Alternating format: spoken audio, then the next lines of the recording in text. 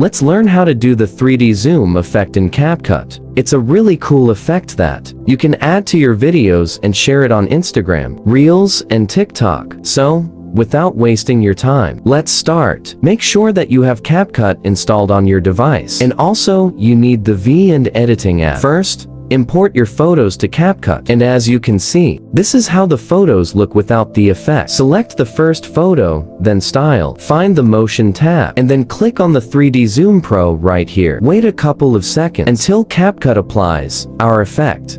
And this is how the effect looks like. Pretty cool. Repeat the step for the remaining photos.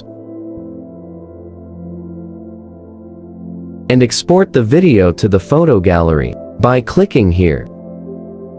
Now import this video into VN and make a split or cut between the two videos. Now, we have to add the transitions between the two videos and also adjust the speed. So just follow my steps carefully.